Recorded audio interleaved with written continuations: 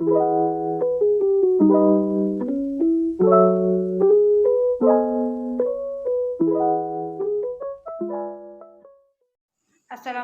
warahmatullahi wabarakatuh. My name is Mirnayani, NIM 2202210022. Saya akan membacakan materi yang telah saya pelajari beberapa minggu ini. Materi yang pertama yaitu ada disebut dengan personal data.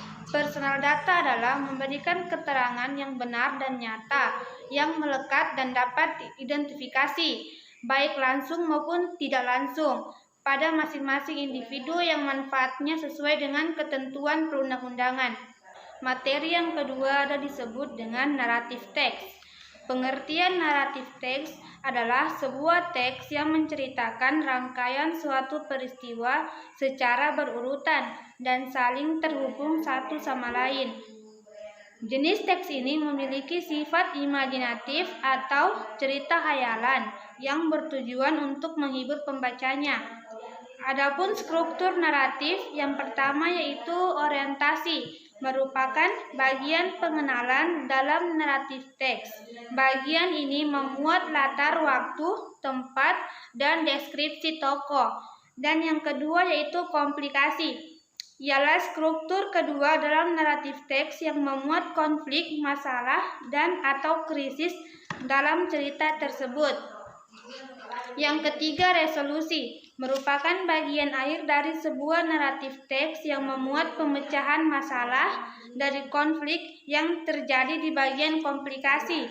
Resolusi ini menjadi bagian akhir yang menentukan bahagia atau menyedihkan. Yang ketiga yaitu karakteristik naratif teks, yaitu pertama, umumnya menggunakan kata ganti I, we, she, dan he, karena hanya terfokus pada satu tokoh. Kedua, naratif teks umumnya disusun dengan kalimat past tense, simple past tense, dan past continuous, dan lainnya. Yang ketiga, naratif teks biasanya menggunakan dialog untuk meningkatkan imajinasi pembaca. Dan yang keempat yaitu jenis-jenis naratif teks. Yang pertama, folklore atau cerita rakyat. Contohnya itu bawang merah, bawang putih. Yang kedua itu fable, yaitu menceritakan tentang binatang yang berperilaku manusia. Contohnya kancil dan buaya.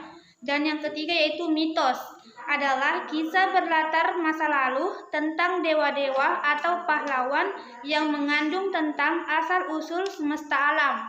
Dan yang keempat yaitu legenda, merupakan salah satu contoh naratif teks berupa cerita rakyat zaman dahulu. Dan yang kelima itu ada dongeng, biasanya dibacakan kepada anak-anak.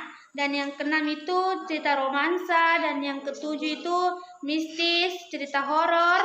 Yang ke-9 petualangan, dan yang ke-10 itu cerita sejarah. Materi yang ketiga itu ada deskriptif teks, adalah teks yang mengatakan seperti apa sesuatu itu. Tujuannya adalah untuk menggambarkan dan mengungkapkan orang, tempat, atau benda tertentu. Dalam arti luas, deskripsi adalah tentang pengalaman indrawi, bagaimana suatu terlihat, terdengar, terasa, sebagian besar tentang pengalaman visual. Tetapi deskripsi juga berkaitan dengan jenis persepsi lainnya. Tetapi khususnya, teks deskripsi adalah teks yang mengatakan seperti apa seseorang atau suatu benda. Tujuannya adalah untuk menggambarkan dan mengungkapkan orang. Jadi, dapat dikatakan bahwa teks deskriptif ini adalah teks yang menjelaskan tentang apakah seseorang atau suatu benda itu seperti apakah bentuknya, sifat-sifatnya, jumlahnya, dan lain-lain. Tujuan dari deskriptif teks jelas, yaitu untuk menggambarkan, mewakili, atau mengungkapkan seseorang atau objek, baik abstrak maupun konkret. General struktur atau struktur deskriptif teks, yaitu yang pertama identifikasi. berisi tentang pengenalan seseorang, tempat, binatang, atau benda yang akan dideskripsikan.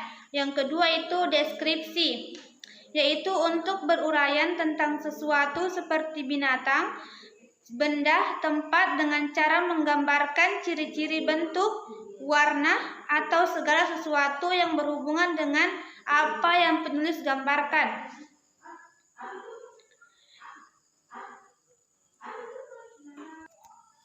Tujuan tes deskriptif yaitu 1. Untuk mendeskripsikan orang, benda, atau tempat secara spesifik. Kedua, untuk mendeskripsikan orang, benda, atau tempat. Bahasa teks deskriptif. Yang pertama itu spesifik partisipan, yaitu memiliki objek tidak umum dan unik atau hanya satu. Yang kedua, penggunaan kata sifat atau adjektif untuk memperjelas kata benda, misalnya pantai yang indah. Keempat, penggunaan kata simple present tense, yaitu pola kalimat yang digunakan adalah simple present tense karena menceritakan fakta dan objek. Yang keempat, kata kerja tindakan, yaitu kata kerja yang menunjukkan suatu kegiatan, misalnya lari, tidur, berjalan, atau memotong. Dan materi yang terakhir yaitu report text. Pengertian report text ialah merupakan teks yang menjelaskan secara detail suatu objek lewat dari hasil pengamatan, penelitian, observasi maupun studi dari berbagai macam hal atau peristiwa. Adapun strukturnya yaitu 1. General classification, yaitu merupakan bagian pertama yang berisi mengenai beragam pengamatan dari informasi umum yang dilakukan oleh penulis. Yang kedua itu description, berada di paragraf kedua, secara memiliki fungsi yang sama dengan deskriptif teks, yaitu untuk mendeskripsikan lebih dalam mengenai detail dari hasil penelitian. Yang ketiga itu unsur kebahasaan. General nouns, contohnya dog, lion, atau penyebutan hewan lain secara umum. Yang kedua yaitu relating verbs atau linking verbs, contohnya yaitu is, am, are, dan look. Yang ketiga yaitu timeless present tense, yaitu menggunakan pertanda waktu, contohnya silly, often, always. Yang keempat yaitu technical terms, contohnya Anda membuat report text mengenai hewan.